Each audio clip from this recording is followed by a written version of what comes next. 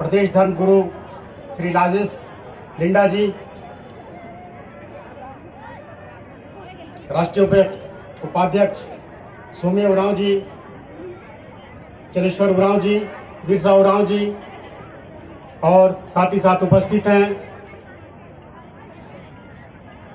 केंद्रीय सना समिति के अध्यक्ष आदरणीय बड़े भाई अजय तिर्की जी, कुंदरू सिंह मुंडा जी और हमारे बीच में उपस्थित है आपके शहर, आपके अंचल के अंचलाधिकारी महोदय बड़े भाई श्री अमित भगत जी, विश्वम्भर भगत जी और तमाम अतिथिगण। मैं इस मंच की ओर से दूर दराज क्षेत्र, अंतर्राष्ट्रीय देश नेपाल से आए हुए अतिथिगण, गढ़वा, पलामू, साहेबगंज, लोहरदगा, सिमडेगा, चाईबासा सहित अन्य जिलों से पधारे सरना भाई बहन, आप तमाम लोग का मैं तहे दिल से हार्दिक अभिनंदन करता हूं, जोहार करता हूं, जय धर्मेश करता हूं। निश्चित रूप से काफी देर से आप विशेषज्ञों की बात सुन रहे हैं, वक्ताओं की बात सुन रहे हैं। मैं अपने वक्तव्य का शुरुआत आप लोगों के बीच में एक नारे के साथ करना चाहता हूं और मैं अपील करता हूं कि आप लोग हाथ उठाकर इस नारे में हमारा सहयोग करेंगे। हमारा नारा एक पूरे राष्ट्र में हमें एकत्रित कर रहा है, जोड़ रहा है। एक तीर एक निशान, सभी आदिवासी एक समान। एक लाइन हम दोहराएंगे, एक तीर एक निशान। आप लोग दूसरी पंक्ति को दोहराएंगे, सभी आदिवासी एक समान। क्या आप लोग तैयार हैं? हाथ उठाकर बताइए, सभी लोग तैयार हैं? हम अपनी बातों को नारे के साथ आरंभ करूंगा। उससे पहले हम सभी मिलकर इस नारे से शुरुआत करेंगे। एक तीर एक निशान, एक तीर एक निशान, एक तीर एक निशान। निश्चित रूप से धीरे धीरे सरना प्रार्थना सभा के कार्यक्रमों से हम लोगों को महसूस हो रहा है कि हम इस राज्य नहीं, इस देश नहीं, पूरे दुनिया के आदिवासी कहीं ना कहीं एक हो रहे हैं, एक जगह एकत्रित हो रहे हैं। उसी का परिणाम था कि हमारे इस कार्यक्रम में नेपाल, भूटान से भी लोग आए थे हमारे अतिथि के रूप में। कई साल पहले हम लोग इस तरह का कार्यक्रम करते थे तो हम लोग आसपास के लोग ही एकत्रित होकर कार्यक्रम करते थे, लेकिन आज देख रहे हैं राजीव पाड़ा सरना प्रार्थना सभा का प्रभाव और आप लोगों का सहयोग। हर लोग हर गांव में अपने अनुसार कहीं ना कहीं अपना योगदान समाज में दे रहा है।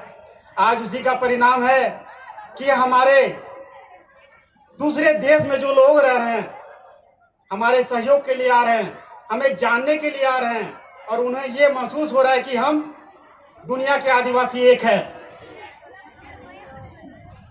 निश्चित रूप से हमारे जो पूर्वज रहे हैं, जिन्होंने अपने बलिदान से अपनी खून बहाकर हमें संगठित करने का प्रयास किया है, उसी कड़ी को हम लोग लेकर आगे चलने का प्रयास कर रहे हैं।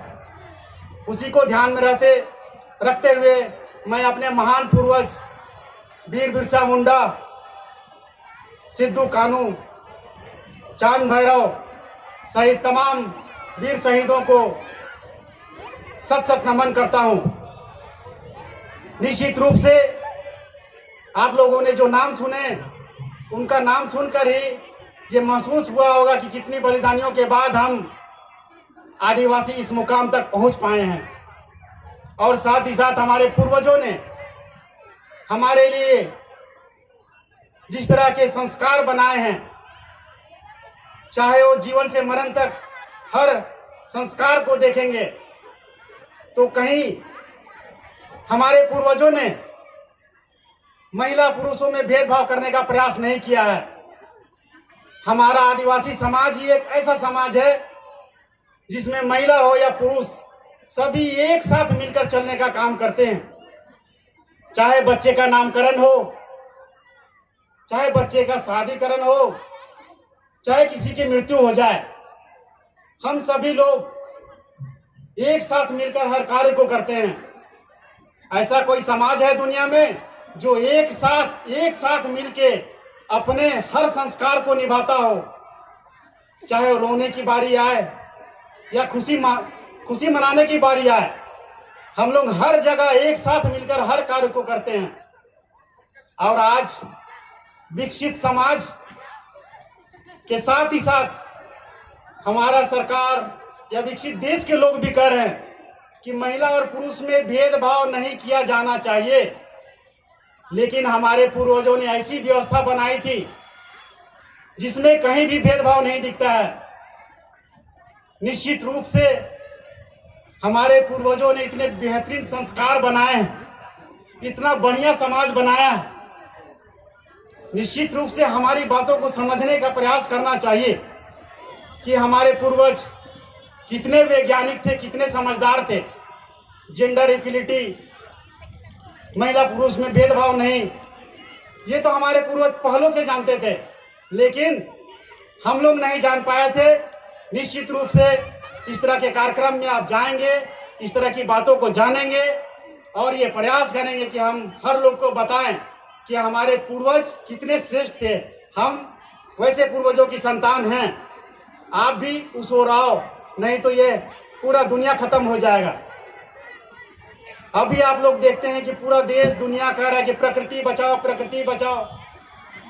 हमारा आदिवासी समाज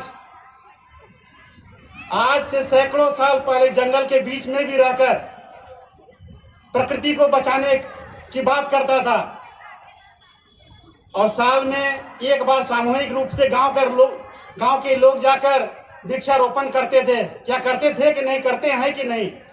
अभी भी हमारे गांव में हर साल हमारे गांव के लोग जाते हैं और एक साथ वृक्षारोपण करते हैं। उनको थोड़ी मालूम था कि पृथ्वी का तापमान बढ़ेगा और पूरा दुनिया तबाही की ओर बढ़ेगा। लेकिन हमारे पूर्वज जो अनपढ़ थे, उनको ये ज्ञान था कि आने वाले दिन में पृथ्वी का तापमान बढ़ेगा और यहाँ पृथ्वी पर रहना मुश्किल हो जाएगा। इतने हजारों साल के बाद आज अमेरिका, रूस, चाइना जैसे देश समझ पा रहे हैं कि वृक्ष का कटाव हो रहा है, शहरीकरण हो रहा है, जिससे पृथ्वी का तापमान बढ़ रहा है। लेकिन हमारे पूर्वज इसको पहले ही जान गए थे। तो मैं ये अपने वक्तव्य से ये बताने का प्रयास कर रहा था कि हमारे पूर्वज कितने तेज थे, कितने वैज्ञानिक थे कि वो लोग जानते थे कि इस तरह की परिस्थिति यहाँ आएगी। आज रांची, दिल्ली जैसे शहरों में बिना एसी के लोग नहीं रह पाते हैं, बिना पंखा के लोग नहीं रह पाते हैं। उनसे बचाव के लिए हमारे पूर्वजों ने पहले ही सोच लिया था। और हमारी परंपरा, हम लोग आदिवासी विशुद्ध रूप से प्रकृति के पूजक हैं। और जो समाज कहता है कि हम बहुत विकसित हैं, आदिवासी पिछड़े हुए हैं, ऐसी बात नहीं है। आपको मैं बताता हूं, एक आदिवासी समाज ही ऐसा समाज है जिसका भगवान, उसका ईश्वर साक्षात में उसके साथ है। हमारा भगवान हमारा वृक्ष है, क्या है ना? हमारा भगवान हमारा पशु पक्षी है। हमारा भगवान हमारा खेत है। हमारा भगवान अर्थात कि हमारे साथ में है। लेकिन अभी क्या है, हमें हतोत्साहित करने के लिए, हमें अपनी दिशा में बढ़ने से, अपनी अच्छाइयों को जानने से रोकने के लिए अपने से लोग भगवान का फॉर्मेशन करता है, भगवान का निर्माण करता है और भगवान से मांगता है कि हमें खुश रखो भगवान। क्या भगवान को कोई बना सकता है? निश्चित रूप से हर लोग कहता है कि भगवान हमें बनाता है, लेकिन आदिवासी समाज का भगवान वास्तव में हमें ज्ञान देता है, हमें बताता है। इसी का परिणाम है कि हमारे पूर्वजों ने हमें त्योहार के रूप में सरूल और कर्मा का त्योहार दिया है। इन त्योहारों के माध्यम से हम प्रकृति को बचाने का संकल्प लेते हैं। निश्चित रूप से हमें भी कई भटकाव आते जा रहे हैं और मैं इसी प्रकरण में बताना चाहता हूं कि आदिवासी समाज में जो भी नया कार्य होता है तो हम लोग खासकर कुड़ुक समाज में डंडा कटना पूजा करते हैं। क्या करते हैं ना, डंडा कटना पूजा करते हैं कोई भी शुभ काम करना होता है तो। और उसमें आप लोग देखते होंगे या फिर कोई गौर किए होंगे तो हमारे बीच में काफी विद्वान भी हैं, वो डंडा कटना पूजा कराते भी होंगे। निश्चित रूप से आप लोग देखते हैं कि दतवन को फाड़ कर बीच में अंडे को रखा जाता है। उसके पीछे ये कारण है कि हमारे पूर्वज आज से हजारों साल पहले ये इस तरह का पूजा का आरंभ किए थे। अंडा को हमारे पूर्वज लोग पृथ्वी मानकर पूजा करते थे और ये बताने का प्रयास करते थे कि अंडा में ही जीवन होता है जिससे पूरे सृष्टि की संरचना होती है और हमारे पृथ्वी का आकार गोल है। लेकिन हम अपने पूर्वजों की बात को नहीं मानकर 50 साल पहले 80 साल पहले कोई वैज्ञानिक आता है और कहता है कि पृथ्वी का आकार गोल है, उसको हम मान लेते हैं। लेकिन हमारे पूर्वजों ने जो हमें जो परंपरा दी है उसको हम लोग समझने का प्रयास नहीं करते हैं। निश्चित रूप से इस तरह के जो कार्यक्रम हो रहे हैं आने वाले दिन में हम लोग समझेंगे कि हमारे पूर्वज कितने वैज्ञानिक थे, कितने समझदार थे। वे जानते थे कि पृथ्वी का आकार गोलाकार है, अंडाकार है और उसमें घूर्णन गति भी होती है। स्टूडेंट है जो भी यहाँ पे हैं सभी लोग जानते होंगे कि पृथ्वी में घूर्णन गति होती है जिससे रात और दिन होता है। तो इस तरह की खोज हमारे पूर्वजों ने पहले ही कर लिया था। लेकिन दुखद बात यह है कि हमारे समाज में कोई भी लिखित साक्ष्य इस तरह का नहीं मिलता है और दूसरों ने इसी का लाभ उठाते हुए अपने नाम से पेटेंट करा लिया कि हमने ये ज्ञान दे दिया समाज को। और आदिवासी समाज आज भी पिछड़ा हुआ है। इस तरह की कई बातें हैं। तो निश्चित रूप से आदिवासी समाज इस प्रकृति को बचाने के लिए प्रतिनिधित्व कर रहा है, लड़ाई कर रहा है। उसी की एक कड़ी है सरना धर्म कोलम की मांग। आप सभी को पता ही होगा कि आजादी से पहले हमें 1951 तक प्राकृतिक पूजा के रूप में एक कोलम दे दिया गया था। लेकिन 1961 की जनगणना के बाद हमें कोलम को हटाकर अन्य कर दिया और कहा गया कि आप लोग अपना धर्म अन्य में लिखाएं।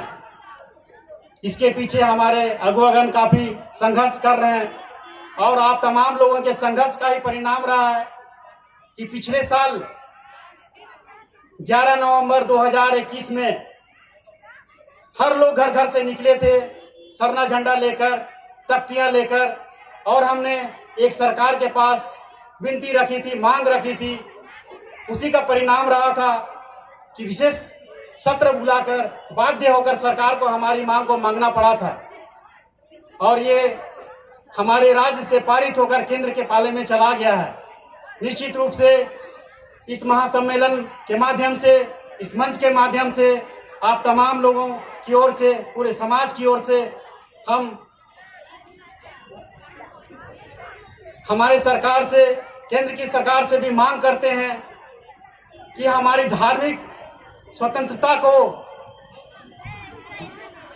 जल्द से जल्द हमें दे ताकि हम भी अपनी धार्मिक आजादी से अपने जीवन को बिता सके। अन्यथा हमारी सरना समाज धीरे धीरे आंदोलित होगी और कोई भी सरकार होगी तो उसको हम लोग चुनौती देने का प्रयास करेंगे। निश्चित रूप से काफी दूर दराज से भाई बंधु यहाँ आए हुए हैं और हमारे बीच में काफी सामाजिक अगुवा भी हैं। और मैं अपनी बातों को विराम देते हुए तहे दिल से आप तमाम लोगों को हार्दिक हार्दिक जोहार करता हूं। सबको जय धर्म।